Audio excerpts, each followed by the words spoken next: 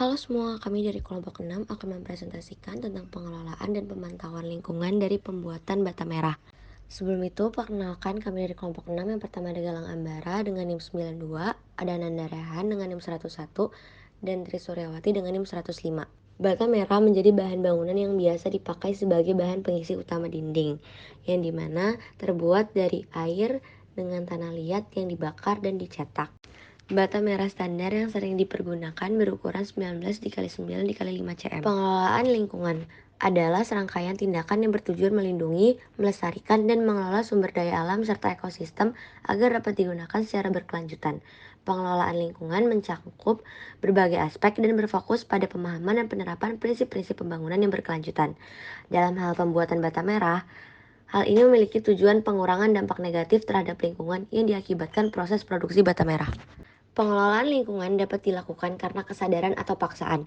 Kesadaran timbul dari edukasi dan nilai pribadi, sementara paksaan datang melalui regulasi pemerintah dan tekanan masyarakat. Keduanya berkontribusi pada upaya menjaga keseimbangan antara kesadaran individu dan tuntutan eksternal untuk mendukung keberlanjutan lingkungan. Lalu bagaimana seharusnya pengelolaan lingkungan? Pengelolaan lingkungan yang ideal harus berdasarkan pendekatan ilmiah, melibatkan partisipasi masyarakat, dan mengedepankan prinsip keadilan sosial. Konservasi keanekaragaman hayati, efisiensi sumber daya, pencegahan pencemaran, dan transparansi kebijakan menjadi pilar utamanya. Pentingnya edukasi lingkungan juga harus diperhatikan, sementara inovasi dan teknologi hijau diperhatikan. Tingkat pengelolaan lingkungan disajikan dalam bentuk piramid. Yang paling bawah terdapat komitmen, pola pikir, dan kepedulian lingkungan. Lalu ada manajemen peduli lingkungan, lalu teknologi ramah lingkungan 3R, dan yang paling atas yaitu ekoefisiensi. Dasar pemahaman pengelolaan lingkungan yaitu ada komitmen, pola pikir, dan kepedulian terhadap lingkungan menjadi dasar utama dalam pengelolaan lingkungan. Komitmen mencerminkan tekad untuk bertindak secara konsisten, pola pikir berkelanjutan yang mendorong tindakan jangka panjang, sementara kepedulian menciptakan motivasi untuk melindungi ekosistem. Bersama-sama, ketiga elemen ini membentuk fondasi yang kuat untuk merancang kebijakan dan membentuk budaya mendukung upaya pengelolaan lingkungan yang berkelanjutan. Pengelolaan lingkungan dalam pembuatan bata merah dapat dilakukan dengan analisis beberapa hal, seperti optimalisasi penggunaan energi.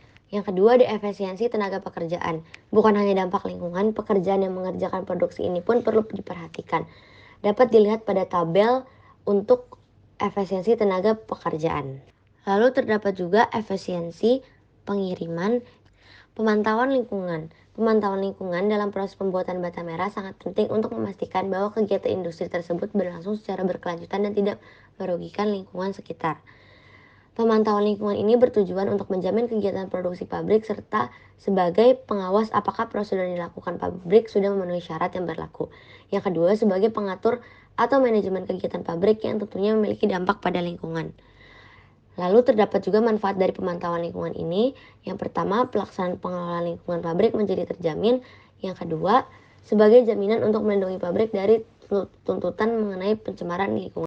Tentunya adanya LCA yang menjamin pemantauan, meliputi yang pertama, pemantauan pemakaian bahan baku. Pembuatan bata merah tentu membutuhkan beberapa bahan baku seperti tanah liat, sekam padi untuk membakar, dan air. Pemakaian bahan baku ini membutuhkan pemantauan agar digunakan dan didapatkan sesuai prosedur. Yang kedua ada pemantauan pengelolaan limbah, dan yang ketiga ada pemantauan pemakaian energi.